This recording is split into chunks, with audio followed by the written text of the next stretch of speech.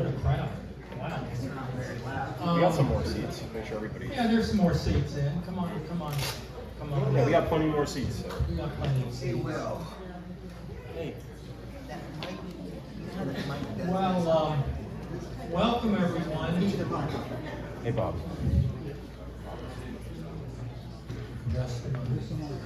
Is that better? Yeah. There you go. Ah. I'll be sitting here. Yep.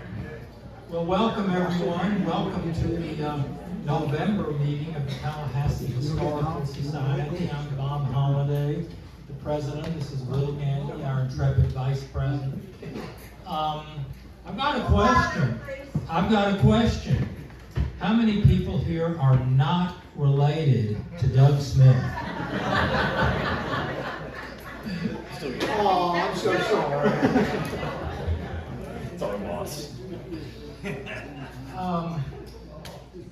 If you have heard our podcast, which we recorded 2 or 3 weeks ago, you have probably heard this story, but if you haven't, then you have not, and so I'm going to bore you with it anyway.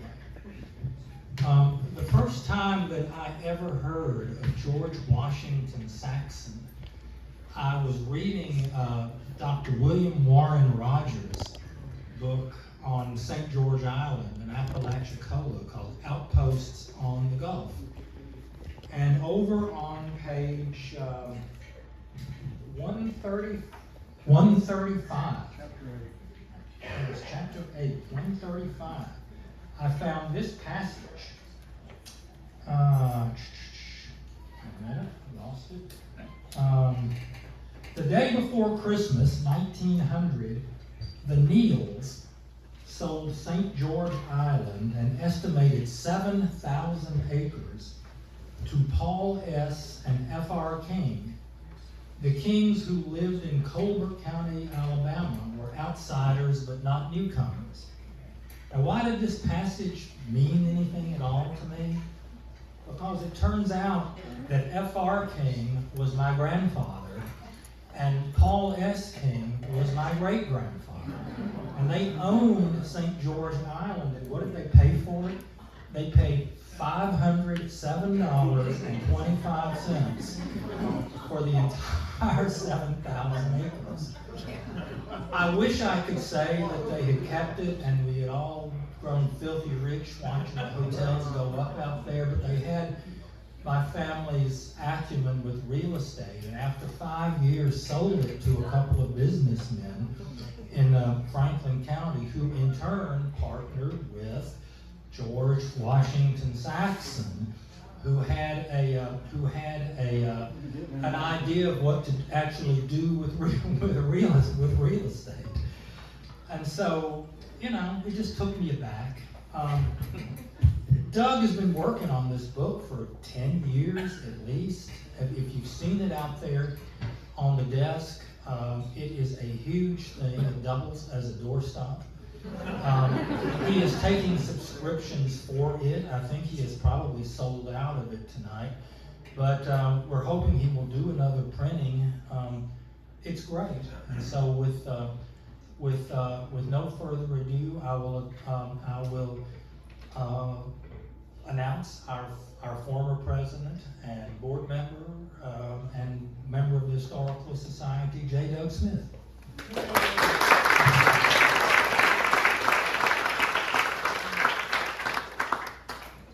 Thank you, Bob. I was curious about how many people here in the audience are related. The common joke around the Historical Society is go talk to Doug. He's related to everybody in town. And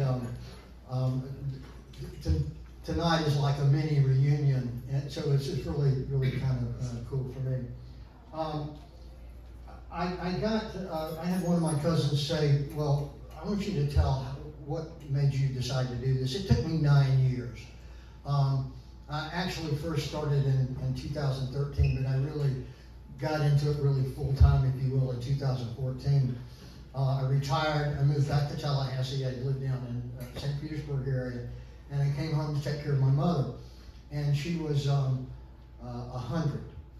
And so I would go and I had and I'll get that second, but I would go and find stuff and I would take it to her and say, look what I found. And this smile and this gleam on her face made me know that that's what I needed to do.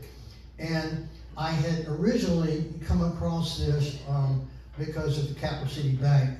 My grand aunt, whose daughter's here tonight, worked at Capital City Bank, and she met my future paternal aunt, and that aunt introduced my mother to my future paternal aunt. So you can kind of say Capital City Bank is the reason why I'm here. But I started looking, and I was finding all these family members that had worked at the bank, been on the board of directors, and I just kept finding more and more and more and more and more. So, so with that, I started my journey. I'm going to talk as I'm going to have to kind of rush through this a little bit because there's so much. But the book has chapters. It's a bibliography, but it's more than just a bibliography of George Saxon. I say in the foreword of the book that it's a history of Tallahassee, which really is, and that's why I put that in the bottom subtitle. I had one cousin say to me, "Is this a book about George Saxon or is it about a history of Tallahassee?" And I said, "You can't talk about one without talking about the other." And you're going to see what I'm talking about here. But there are some sections in here that talk about his family, his ancestors, and I'm not going to talk about those tonight because I wanted you to get a feel of what George Saxon has done for Tallahassee. And with that, who was George Washington? Who was George Washington Saxon? These are folks. George did not like having this picture taken. So these I found. The two center ones, the two 1915 photographs I found at the University of Michigan. Don't ask me how I found it, but I did. But he did not like having this picture taken. But these are some of the photos. I have colorized all of them except the first one, which was a hand painted. That was him when he was about 19 years old, and it was watercolored. And then, of course, the 1920 at 72 years old, which was a bank photo for Capital City Bank. He was born on November the 9th, 1848 in western Leon County near the Ochlockonee River. He married in 1878, and he was the father of 6 daughters. The family, all of his ancestors, the ones in the room, did not know that. There were actually 3 that had died in infancy. And it took me 2.5 years to figure that out. But I found a stone at the cemetery, and it had no marking on it. And 2.5 years later, I was able to identify the 3 children, and I put a stone up with their name on it in the cemetery, in Old City Cemetery. This is a statement that I've made, and I'm going to read it to you. Perhaps no other man in the history of Tallahassee has contributed more to its economic growth and development. And you're going to see why I say that here in a minute. These are some of the accolades, and I'm not going to read all of these out, but these are just some of the accolades that were published in newspapers and letters. And you can see some of them I've just highlighted. Mr. Saxon envisions the proper spirit, the spirit of public-spirited enterprise citizen, the spirit that builds railroads and develops counties. One of Tallahassee's most pushing, wide awake and active benefactors, Mr. Saxon, is a regular boom incubator. So these are just some of the accolades, and you can see these are mostly from the newspaper. So these were the times they were talking, what they were saying about George Saxon. And this starts in 1887 and goes down to 1915. Actually, the bottom quote is from former Governor William Sherman Jennings. This is one of, I think, probably one of my cousin's most cherished relic. It's a letter And it says, from my earliest recollections of the prominent businessmen and useful citizens of Tallahassee, you have been among the most enterprising and most highly esteemed of those who have done so much for the good of social order and progressive business methods and improvements. And this is a letter signed by James Bryan Whitfield, who's a Florida Supreme Court Justice. And he sent George this letter. This is the letter on the right for his 75th birthday. Now, what do historians say about George Saxon? So these are his peers, the people of his time. So what do historians say?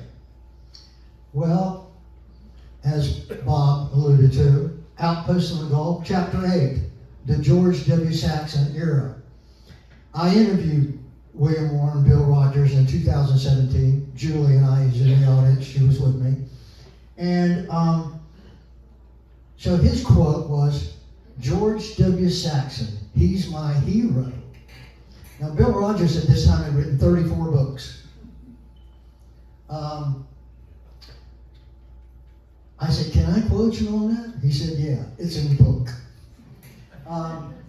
So I asked him, I said, and Julia get a kick out of this, I asked him, I said, Bill, and I had been working on this for about 2 or 3 years, well, I'd been working on it for 2 years. I said, Bill, if you were writing a book about George Saxon, because he knew, he's the only person that's really written about him like he did in this chapter, how long do you think it would take you? And he said, without 1 second hesitation, he said 6 years.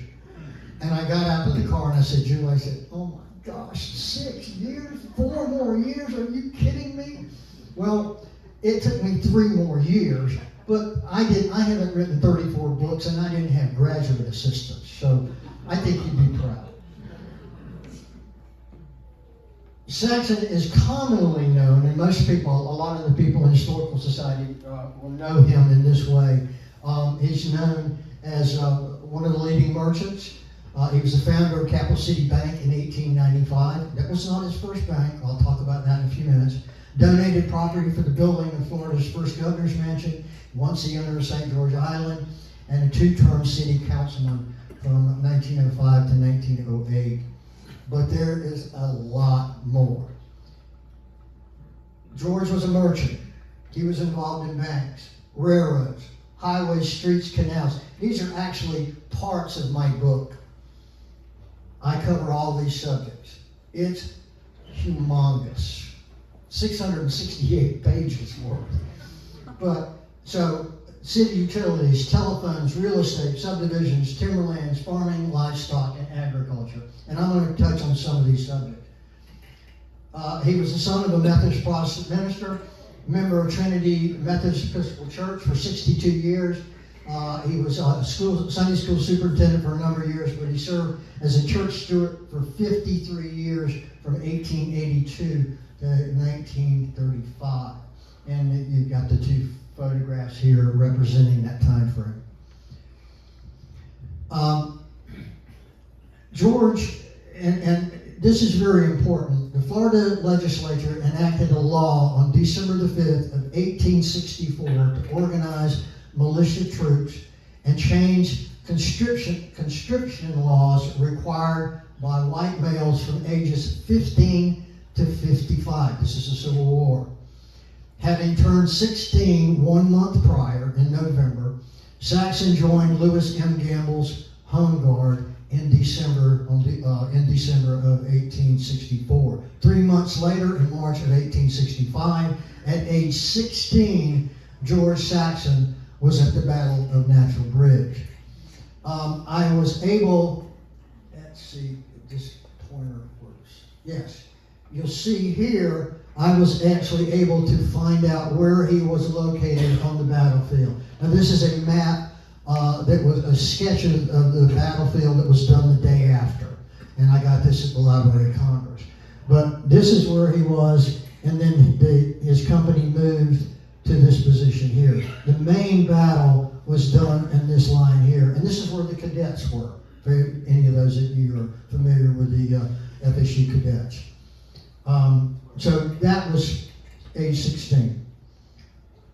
He was a merchant in 1872 to 1873 in Apalachicola. That's where he started his mercantile business. There was a hurricane. He left there, came back to Tallahassee, and he opened up his first store was Saxon and Quail, Apalachicola. Then he opened up his store, and he was George W. Saxon agent from 75 to 78. Then his cousin, and a lot of people didn't know this, but this is actually his first cousin, came in with him and worked for a couple of years. Then it became George W. Saxon's, and then from 83 to 89, it was G.W. Saxon and Company. These are just some of the, and I said 1889, this is, oops, let me go back. This is when he dissolved the partnership, was in 1889. But this came from one of the cousins. This is an actual paper bag from out of the store, which is really cool. And then I found letters that had his stationery here, 3 different type letters, and then numerous receipts I was able to find. This particular receipt, this is the one I think it's, yes, this receipt is to John Still Winthrop, Winthrop Park, guy, and what was the other Winthrop, but that was their father. And he bought a violin. So, and I'm not going to go through it here, but I found all these newspaper clippings. Some were just one line, ad for the store. And I put them all on a spreadsheet. And then I had all the receipts on the spreadsheet. So I have 2-page listing of everything he sold in his store that I'm aware of. This is a photograph but sometime between 1893 and 1905. This was actually where his store was located. This is after he sold the business in 89 to his brother-in-laws and John F. DeMillie, and the sign up here says successors to G.W. Saxon. But this was the actual store location. The store is where Turner's used to be. Anybody that's been around for a while, that was the building. He had the second largest floor space store in town, but actually he had the largest amount of inventory. And somebody said, well, how do you know that? Well, I found the tax records. So I know what he paid in his tax. He had the highest rate of a merchant for tax. So he had the most inventory. I was able to, this photograph, they weren't sure about the date, but I've actually been able to identify the dates, and that's what you see here, because one little thing right here, you see that little line right there, and I'll talk about that in a minute. That's the streetcar rail, which was torn up in 1895.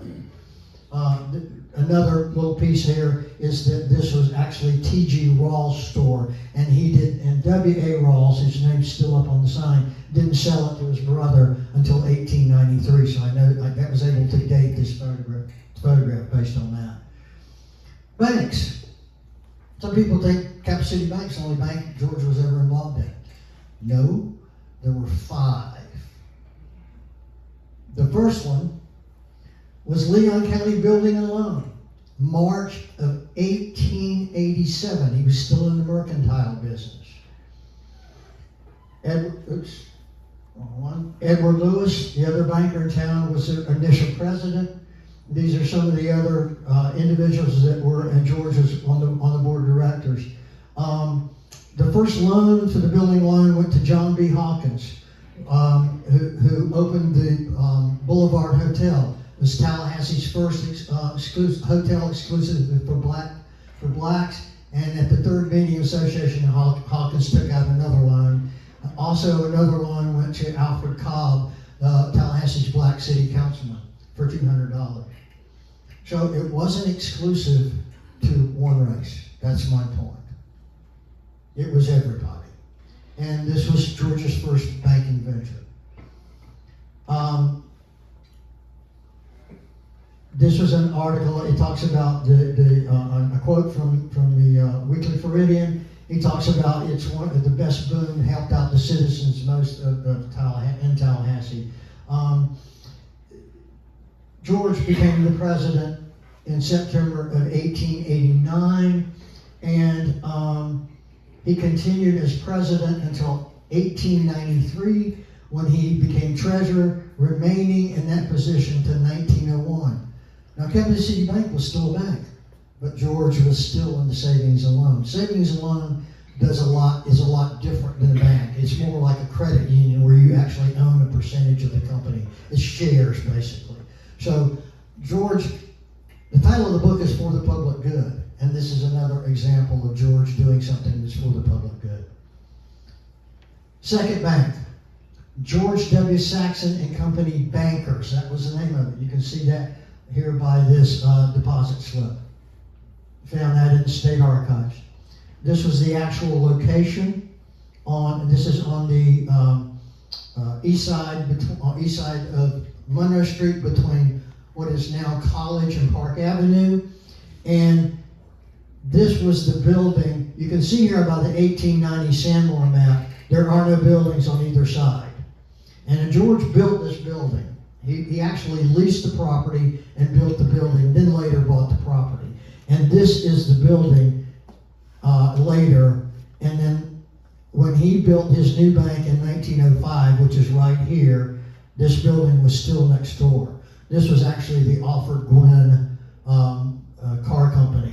This other building, obviously, none of these were here. You can see the empty spaces. But that's where the bank was located. For those of you who remember Mendelssohn's department store, it's where the green line is. That's Mendelssohn's department store. Leon Federal took that bank, became where Capital City Bank was later. And I'm not sure what it's something else now, but it's still the same building, different front.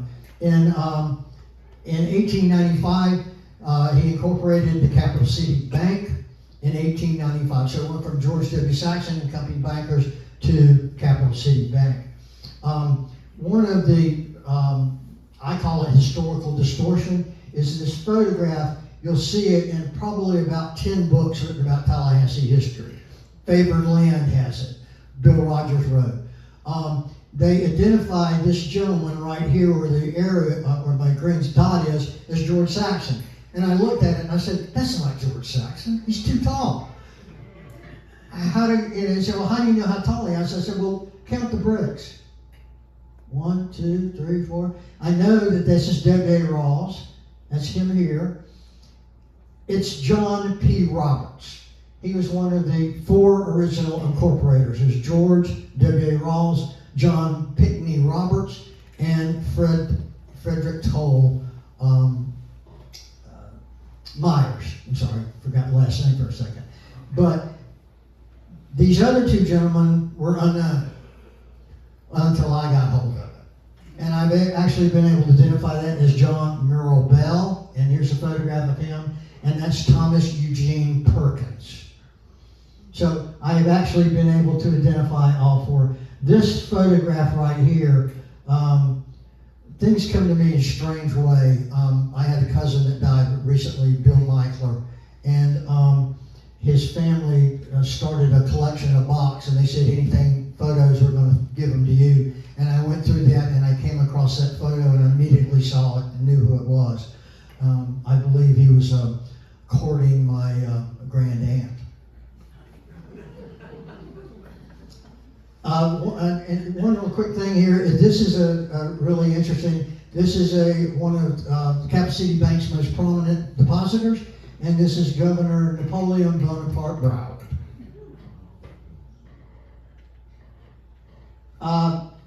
Third bank, Apalachicola. This is J.E. Grady's store. Nobody had ever been able to identify this as the bank. I was able to identify it based on several things. One was Sanborn maps, and there were no other banks. This was the bank in Apalachicola. I've now been able to identify this because of the man that took it as being taken about 1899. That's Grady's store, which is now Grady Market, which was redone by Lou Hill and Lee Willis, one of George Saxon's, great grandsons. But this was the bank. And there was a fire that came through Apalachicola in 1900, wiped out most of the downtown, and the bank moved to this location here which is where the Apalachicola State Bank was later, became that bank. These are some checks.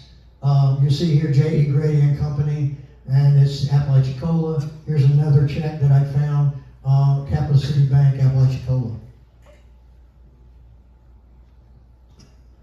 Fourth bank, or is this the fifth one?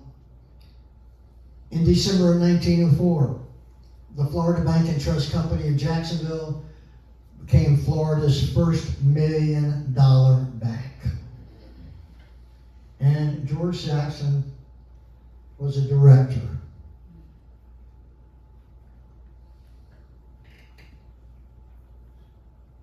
Railroads. George got involved in railroads in 1872, I believe was the date. This is a list of 16 chartered railroads that were proposed to run through Tallahassee from 1871 to 1905, but none were ever built. Saxon was the director and incorporator of the ones highlighted in red. So he was actually the guy. He was one of the guys trying to build railroads. George wanted a railroad from Thomasville to Tallahassee. There was no northern connection of a railroad. They tried to build about 19 times they tried to build a railroad between Thomasville and Tallahassee. Never happened. One of those was the one here, right here, the Thomasville, Tallahassee, and Gulf Railroad. That was when George really got involved in the railroads. He actually went to Savannah, tried to get them to invest in it. Then the railroad from Thomasville became Thomasville, Tallahassee, and Monticello. The railroad actually was later built, and it went from Thomasville to Monticello, and then down the drift and connecting with the main line going east and west. So it never came here, but George surely tried.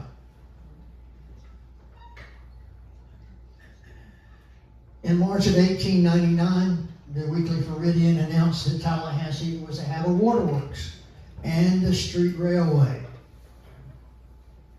Tallahassee Railway Company was incorporated in October of 1889, and the Newton Bowen with the Democrat noted that, wrote an article about it, and this was also part of the waterworks. It was the waterworks and the streetcar, but I'm just going to talk about the streetcar here. Three men that incorporated that: George Saxon, Richard Langworthy Bennett, and Charles Henry Bennett. I have just in the last 2 months obtained these two photographs here, and that's a story in itself as to how I got those. This is the street railway, and I'm not going to go into, I did a lecture last week on this, and I could sit here and talk to you about at least for an hour just on this one subject. But prior to my research, there were 3 known photographs of the streetcar. This one, and this is cropped version, so you could get some detail. That's St. John's Episcopal Church. That's Monroe Street looking north. College Avenue is right about there. I mean, not College, Call Street.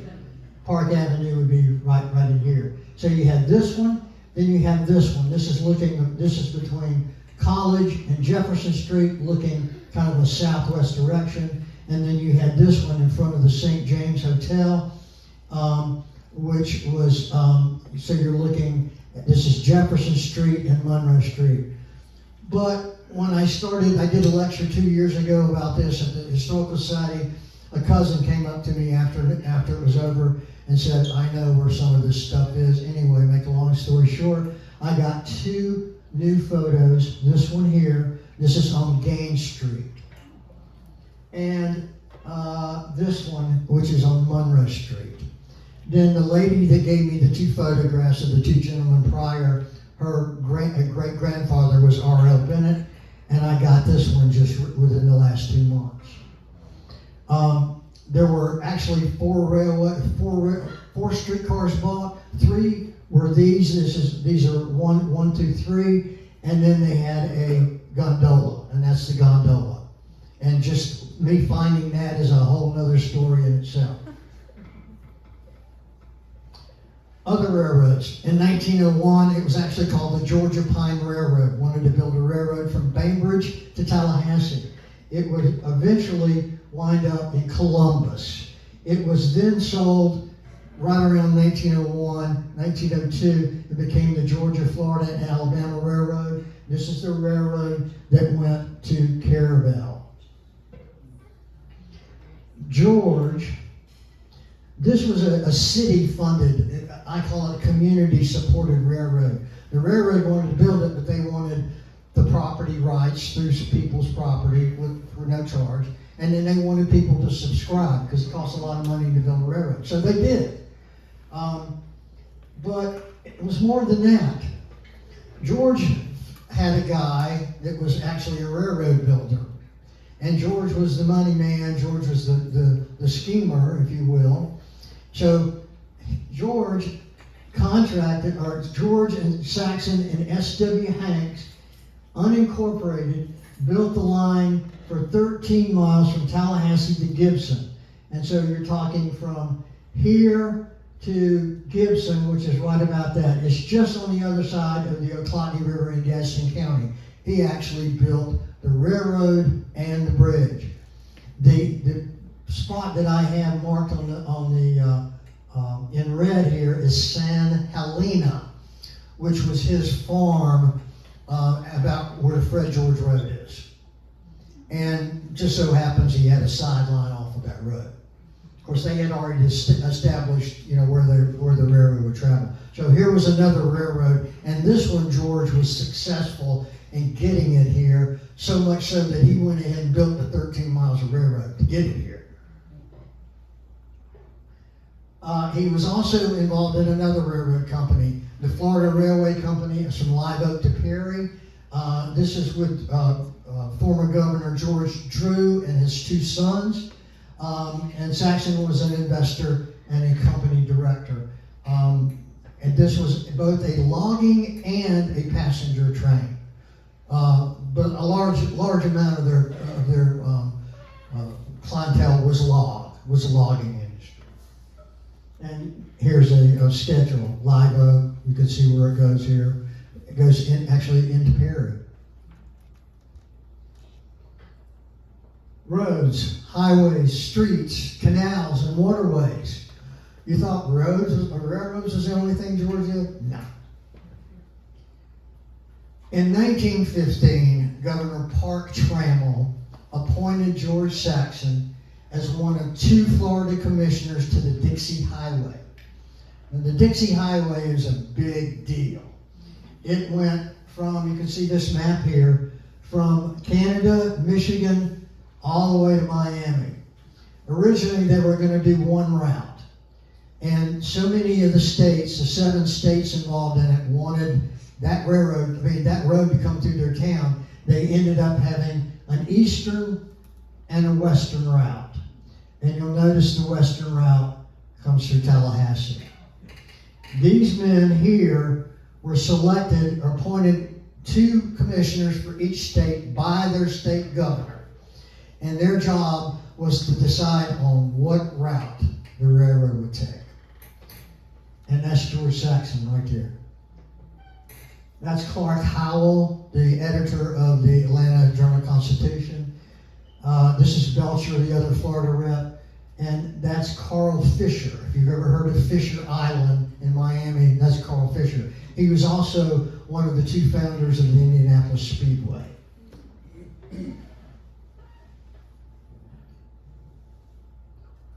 The original route, now what was George's part? The original route, as you can see by this map here on the left, this is a 1915 map. It was to come down through Tallahassee and go straight across to Jacksonville and down the East Coast.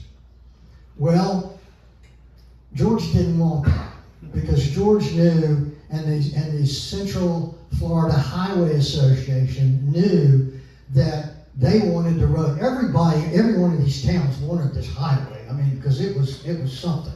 It would bring a huge economic impact. You could get your goods to market quicker. And then these were hard roads. They called them hard roads. A hard road is just a packed road. This is not necessarily a concrete or brick. It's just the first really road, but they were hard packed. Had certain requirements, specifications they had to meet. But so Belcher, the guy that was the other commissioner, was from Miami. And they were concerned that Tampa was going to get all the glory. So they wanted this route here. But George pushed, and it actually came to, I'm going to say it almost came to blows, but it was bad because this guy did not want it to happen. Miami did not want it. They did not want this route. But look at what it did for Florida. It opened up the entire west and central part of Florida by having the Dixie Highway. You could take a flagler and plant their two railroad, a flagler on the east coast and plant on the road. But people that rode the railroads were the people that had money. These were the common folk. These were the people that were the tourists. I mean, this is where the influx of the land boom came in the 1920s, was because of this road right here, the ones marked in red. And you can see all the cities that were added to this route. The economic impact you can see outlined here in red. These are some of the roads that spurred off of the Dixie.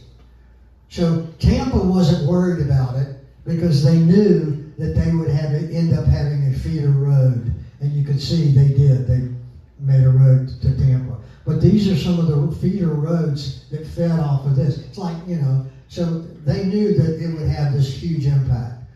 This, I believe, is probably probably has the greatest value of economic impact that George had in the state of Florida, was this highway. And he fought for what he wanted. He said, let's put the road where it will do the most good and the most people. Right? For the public good. The other highway that came through right around the same time, the other east to west coast road, or call it an interstate if you will, before the days of interstate, was the old Spanish Trail. And George said, we believe that the chief ultimate goal of the Dixie Highway will be the encouragement of good roads along the entire route, and the establishment of other highways will be tributaries to the Dixie Highway and make it more valuable. Then he later was quoted by Newton Bowman as that he was going to encourage counties west of Tallahassee, Pensacola, all the way to Pensacola, to secure the Jackson Trail. So he was involved in the Jackson Trail. Not as much as he was in the Dixie Highway, but he was definitely a part of it, getting that road to come through his route. People don't realize we were a waypoint for north and south, east and west. Came through Tallahassee. There's not another place like that, exception of Jackson over on the east coast, that had both a north and south and an east and west highway. City streets. George bought $4,000 to pave College Avenue in January of 1916. This is College Avenue, and this is you can see the gates there, looking east. That's the water tower, and that is the church, and then the Capitol is right over here. Then in June of 1916, he purchased an additional $15,000 and some change in 30-year bonds for street grading, curbing, and paving. Canals and waterways, and I'm going to go through these pretty quick, folks. But the Tallahassee City Council appointed him to the state Nicaragua Canal Convention. Well, what was that? That was a canal that they were going to build through Nicaragua before they decided to go to Panama. it was, and Florida was, pushing for that because that meant trade to Apalachicola and the Florida ports, because now it went boom, boom. And then in January 9th, Governor Henry Mitchell appointed him as a delegate to the Southern Atlantic and Gulf Coast Harbor Defense and Improvement Convention. This was right around the Spanish War era. And they realized that we really need some defense. I actually have a picture of the boat, and they went down to Tampa, and a battleship came, and they went out on the battleship, and then they went out to Fort, I forgot the name of the island, where they eventually end up having a fort, which I had a relative who was stationed there. Where's Tim?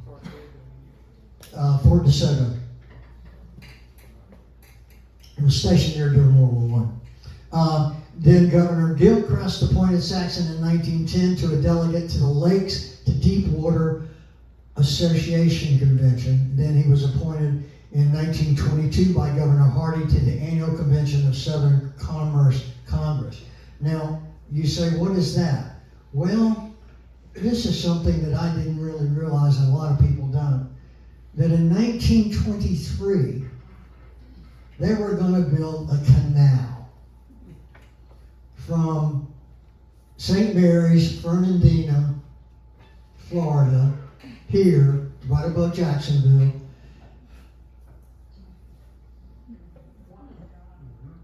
to the St. Marks River. Let's call it Florida's first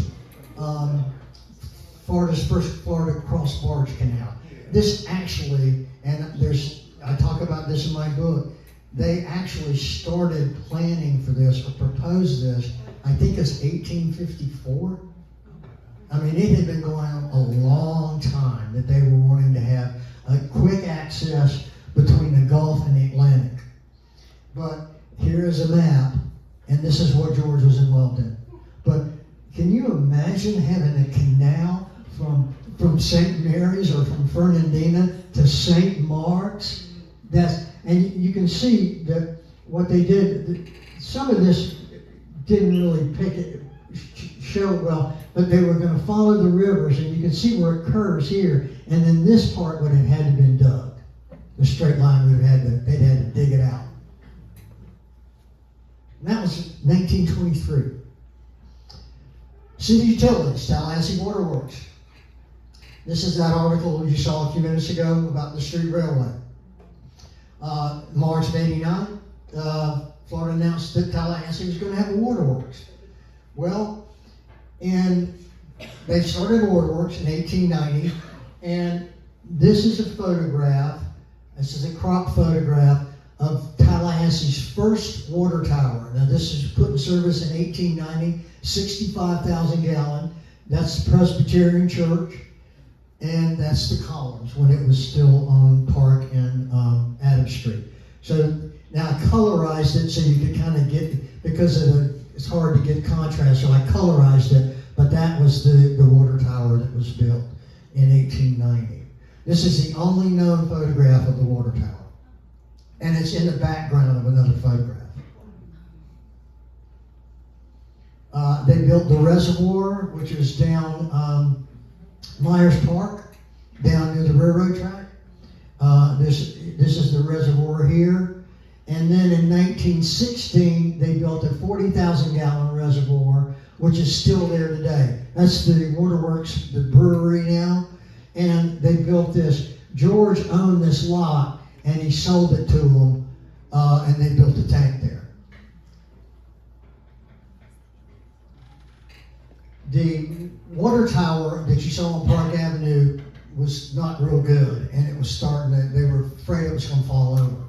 So in 1894, so for 4 years later, they decided to build another water tower. This is the 250,000 gallon standing water pipe. This is Adams Street. This is right on the other side of this building. This is Jefferson Street. City Hall is right here right now. You can see the Presbyterian Church.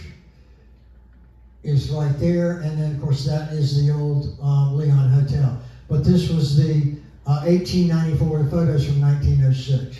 Notice how this is all part of the Capitol complex now, this whole block right in here. But you can see how sparsely, there's no business there. This is the same water tower. And I had to do a lot of research to find out, because people would see this one and they go, well, wait a minute, when was one, when was the other?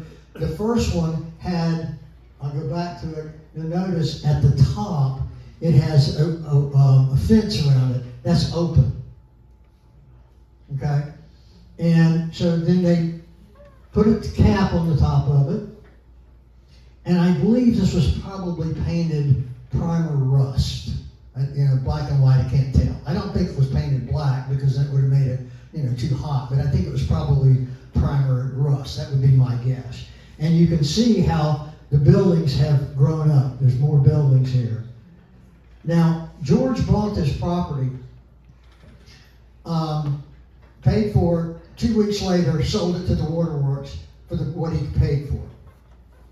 So, for the public good. He didn't make any money off of it. He bought the property because they needed a place. He was able to get it. He bought it. 2 weeks later, he turned around and sold it to the waterworks company for the same price he paid for it. For 8 years, from 1890, when the waterworks first started, until 1898, he served as the superintendent. I don't know when he had time, but he did. Served as the superintendent of the Tallahassee Waterworks Company. And here's some letterhead. And then he resigned his position, sold his shares. He owned a few shares in the Tallahassee Waterworks Company. And so he sold his shares, got out of the company, and then went more into full-time banking, if you will. And then in 1911, from 1918, the city wanted him to come back. They needed his help. So he came back and served as the treasurer of the Board of Public Works of the electric light, waterworks, and gas plants until he resigned in 1918. I really sometimes don't know if the man ever slept. In 1898, he negotiated the sale of the Capital City Light and Fuel Company, which was owned by two individuals, to the city. So he negotiated that sale. In 1908, he negotiated the sale of the waterworks and gas plants to the city. So he went to the company that built the waterworks and said, the city wants to buy and become a public utility. So he negotiated the price to do that. And because of all of this involvement, even after he had left, 1918, in 1921, they came back to him and said, Mr. Saxon, we want you to analyze the plans for the hydroelectric dam on the Ochlockonee River. Talcon Dam. I can just imagine what it felt like for him standing on that bridge looking at that new hydroelectric dam when he sold fuel oil to the city for kerosene lamps in the city. Telephones. Tallahassee got its first telephone company. I don't want you to confuse this with the first telephone company, but the first telephone company was in March of 1880. But there were only 4 telephones. One was the railroad down at the depot, one was at St. Mark's, and I think W.P. Spiller had one, or not Spiller, Slusser had one, and I believe the other one was at George Lewis. But there were only 4 handsets, if you will. So it never took off. They started another telephone company.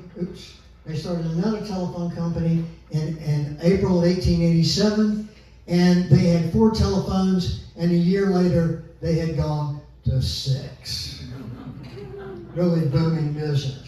So in 1895, Saxon established the Capital City Telephone Company.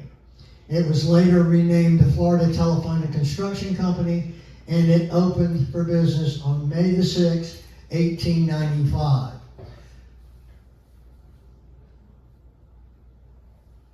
Six months later, or excuse me, 9 months later, 8 months later, he sold it. He sold his interest to Dr. W.L. Moore. And that's the Moore family of Majette Moore, Bill Moore, who's at Capital City Bank. That was his great-grandfather.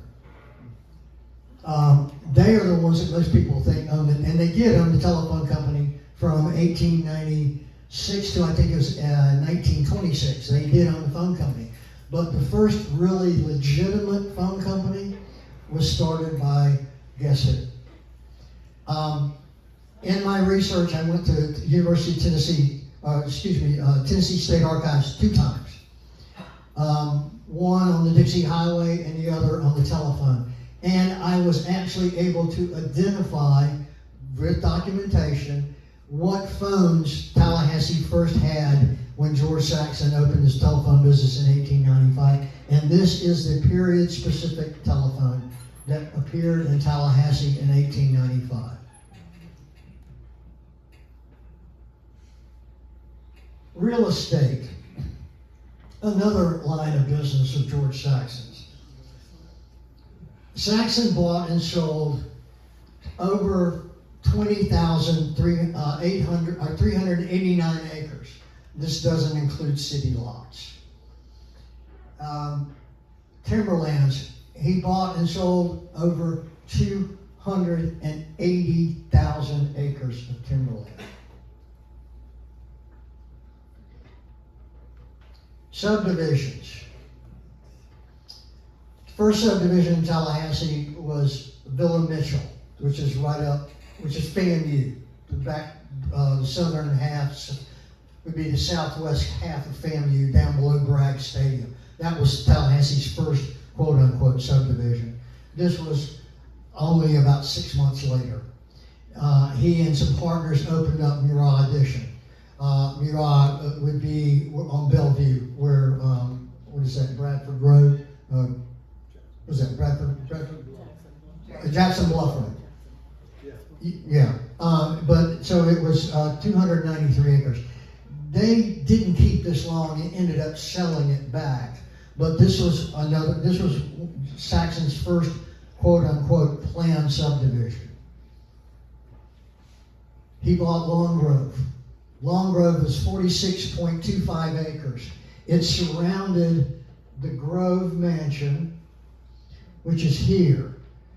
They kept 13 acres and sold the property around it. Now that ran from Brevard Street to Monroe and Thomasville Road, ran up Thomasville Road to about halfway between 5th and 6th Avenue, came down all the way back over to Bruno and then back to Brevard. George developed that subdivision in 1887. This is an original plat map that I found, and I cannot tell you how happy I was when that found me. The selling point was it's out of town. You don't have to pay city taxes. City limits is right here at Brevard Street. So buy a lot in my subdivision, you don't have to pay city taxes. 1887. Next subdivision. G.W. Saxon's addition to Tallahassee in 1898. This was Tallahassee's first planned subdivision for the black community, developed by George Saxon. 31.5 acres. And in the center, and I have a chapter on Saxon Street, but there is the original Saxon Street, which he had in the subdivision. Here is a map today of that area. So you can see you're looking at Virginia Street here, Dewey Street, and it goes all the way up. This is Brevard Street up here and Woodward Avenue here. So that was the first planned subdivision for the black community. in 1898. Well, so that was pretty good, so he decided to do another one. And this was due north of the Saxon's Addition. And they called it Saxon's Northwest Addition. And this was in 1904. You see here. And this is where that is now. That's Brevard Street. You got Dewey. So you're going, it's due north of the other subdivision. So he developed another subdivision that ran up here to a little on the other, just on the other side of Delaware Street. And this is Woodward Avenue over here. Later became Woodward Avenue. College Park. George Saxon, Louis Charles Yeager, and W.C. Tully started a partnership, and they called it College Park. This was College Park addition to Tallahassee. This was Woodward Avenue, which is now Woodward Avenue. This is the college. This is the west gate, the south gate. Sweet shop is like right here, but these were houses, what is now a university property. So this is what is it, Lorraine Street, or is that Skate Street? So this was the subdivision. This area here now is what's called College Town. They bought from A.L. Woodward, Saxon, Yeager, and Tully 81.317 acres. And so this is an outline in a 2020 map of that property. And guess what? Anybody know what that is? Doug Campbell Stadium. So when you go to a football game, you can think about George Saxon. He started another subdivision. It's called Pecan Villa. How are we doing on time, Bob? It is, you're approaching an hour. Ooh, I gotta hurry. Okay, so he had Pecan Villa. Wow, that was quick. He had Pecan Villa, and I'm not gonna go into that, but it's basically Tharp Street. This is the railroad track, and Tharp Street would be here. This would be what now is called Mission Road. Okay, and then he sold that, and these are properties that he owned. He and his son-in-law owned this property. Here's I-10. There's Tharp Street. This goes all the way up to Fred George Road. That's Old Bainbridge Road. And he had 787 acres. He sold it to the Florida Pecan Endowment Company, which bought more property. It became 5,000 acres, and they called it Saxonia Plantation.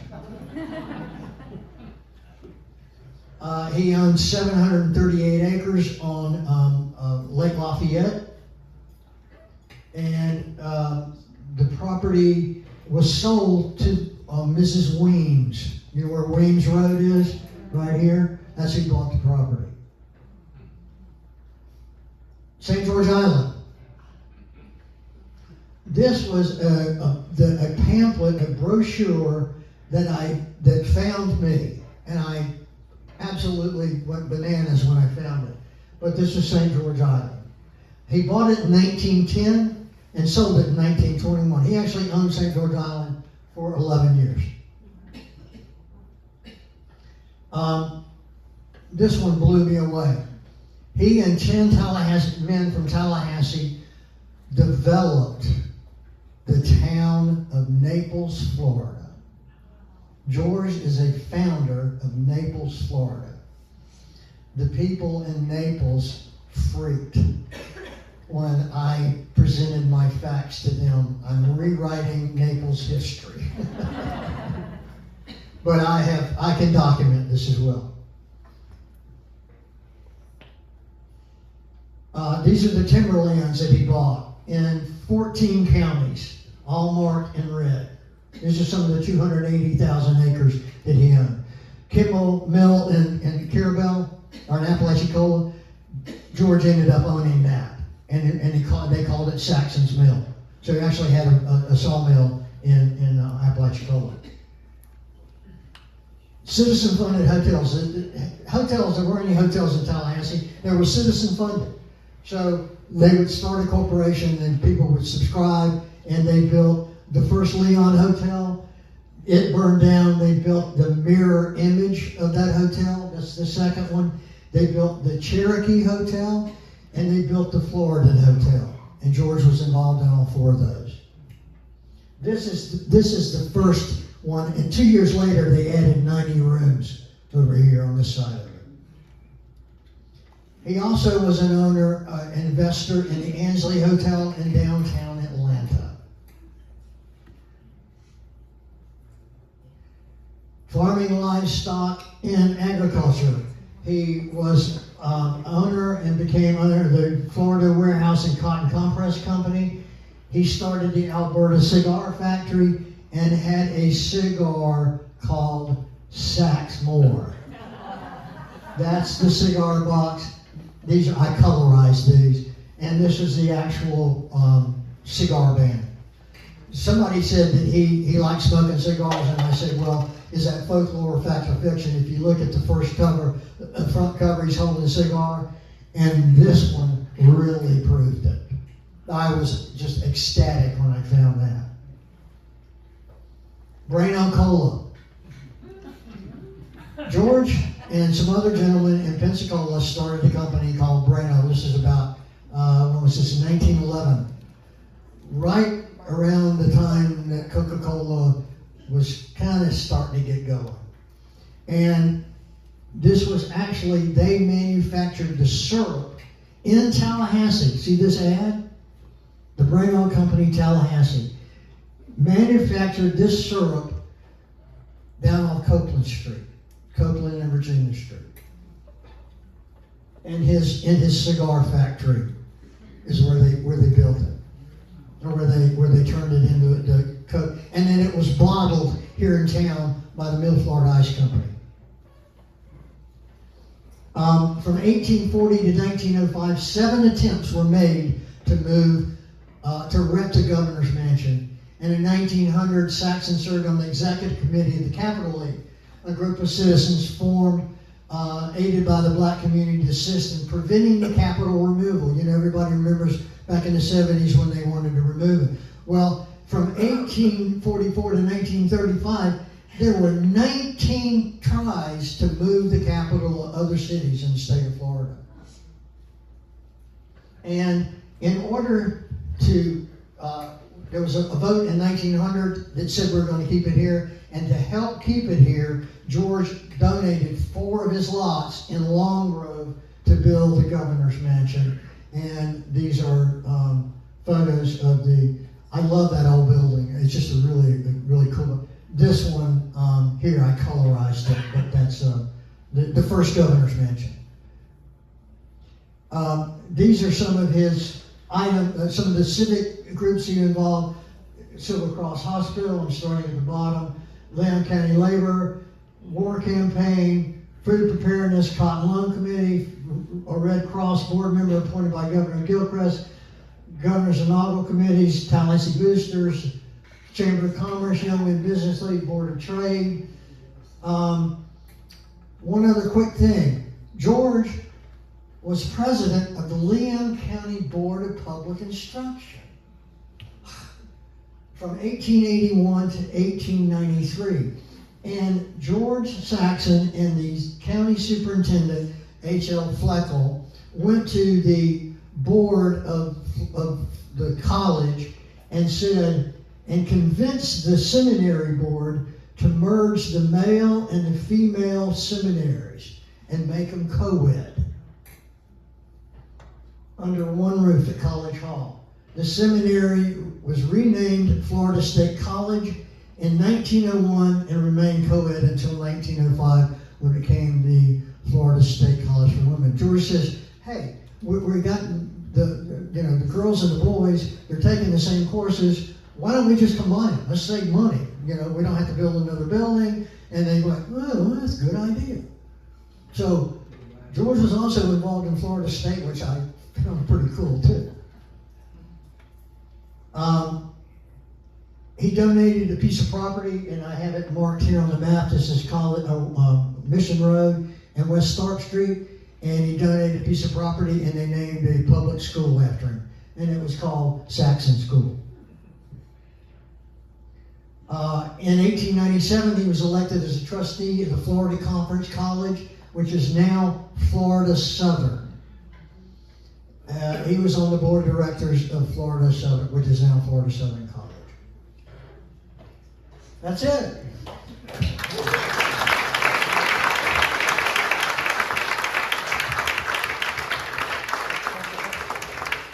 Any questions for Doug?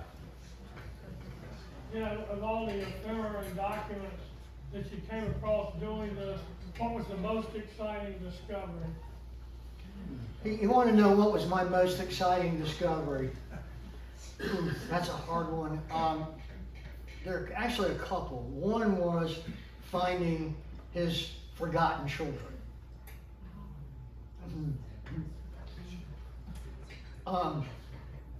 That was, the other one was finding the photograph of him, that photograph right there at the University of Michigan, because I didn't really have any good photographs. There are a lot. Yeah, there's quite a few. It's hard to pick one. Any other questions? What about his forgotten wife? I mean, who supported this guy? What was his personal life like? Well, I didn't go into that here, and this is what pardon me for putting it this way, but I told somebody, you won't have to hear me talk anymore. If you want to ask me, because I get phone calls all the time, and have been for years now, and somebody will call me, what do you know about this, and what do you know about that, because I've done so much research. And so now I can just say, read the book. So I did go into his family, but he married Sarah Rebecca Ball from Gaston County. And she was part of the Fletcher family, is some of her roots in Gaston County. Have you ever done a timeline where you lined up all the things he was doing, let's say by year? In You do a 1901, Gantt chart? yeah, Or a he's bar chart? doing these 14 things, he's got this. Yeah, I kind of started doing that with just a spreadsheet, just to kind of get an idea. And it just got, and I thought, well, it's not going to tell me anything. I mean, when I first sat down to write it, Julie will tell you this, I was looking at writing it chronological, but there was no way I could write it chronological because he was doing so much. You know, so I had to do by subject matter, and that's what I ended up doing by subject matter. Was Go ahead. the first attempt at the railroad, was he got the squeeze from the lumber companies? I'm sorry? He tried to get the railroad going, but it didn't work out. Was that because of the lumber companies had a monopoly? No, money. Financing a railroad is expensive. And that's what those 16 railroads, they just couldn't raise enough money. So none of them ever happened. I'm curious, he must have amassed a considerable fortune. Do you have any idea what his net worth or any measure of it? That's a really good question, and I've had several people ask me that. He must have been super rich. Well, I read in my book that you had somebody like Henry Plant or Flagler. Those were the big guys, okay, in Florida. George was not wealthy. Everything George did, he bought his first piece of property, 730 acres, with his cousin, and it was mortgaged. So he was a banker. He knew how to use bank. He wasn't a banker then, but he would borrow the money, and a lot of times he would flip it. He was turning over. He bought these properties and then split them up in farm lots, 20, 30, 40, 50 acres in some cases, and sold those lots. So, no, and then he would take that and turn around and be, I mean, he was comfortable, but he was not extremely wealthy. And somebody says, well, how do you know that? And I said, well, if you go to the special collections at Florida State University, which is what I did, and I went to the Lewis Bank records at Florida State up until he opened his bank, and I could tell you how much money he put in his account on a daily basis. I went that deep into it because I was trying to peel the onion.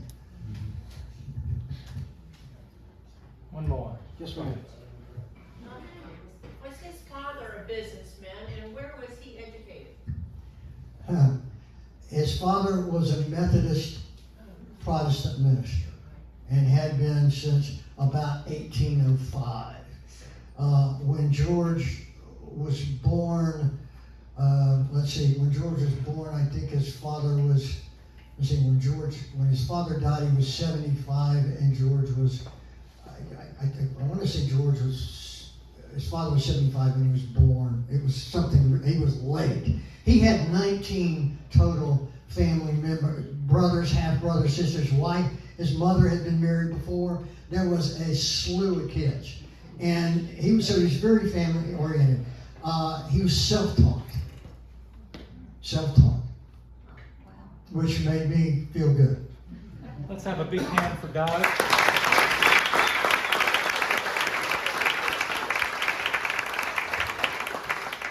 Doug, you may have one of these or one like this, but this is our official bicentennial travel mug. I lost my own, so thank you. Two or three quick announcements before we adjourn. Another big hand for our own Dave Lang, who supplied the food tonight.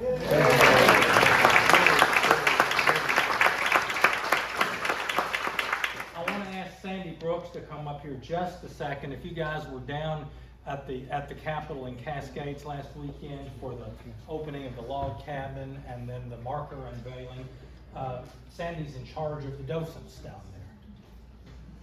Well, real quick, I have 2 photos, one postcard and an envelope in Doug's book. Y'all know I collect Tallahassee memorabilia. Anyway, I have been instrumental in helping build the first Florida Capitol down at Cascades Park. I have helped since June, off and on, some days just a cheerleader.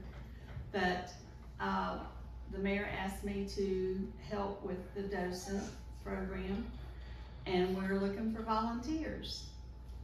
We had our first weekend, was this past weekend, and we had a soft opening on Saturday, and then we had the full shebang on Sunday, and it was awesome. We stayed busy. Cynthia was there. We had some other ladies that belong to the Historical Society, and I can't remember their names, I'm sorry, right this second. But we stayed busy, and we're looking for volunteers. It's just 3 hours Saturday, 3 hours on Sunday, either or, and it might be just once every couple of months, just whatever day works for you. There could be special events going on at the park, such as the winter stroll, the holiday stroll, and maybe Word of South. Those are just things we're kicking around. Other activities at the park. It's down in the old Centennial Field section, which is the west end at South Monroe. You can go to the website firstfloridacapitol.org and sign up. You'll see the heading docent, and you'll get an email from me, and we sure would love some help. Thank you. You don't have to know history, we'll teach you. Thank you, Sandy. Thank you, Sandy. And finally, a reminder that our December, is it 12th? Our December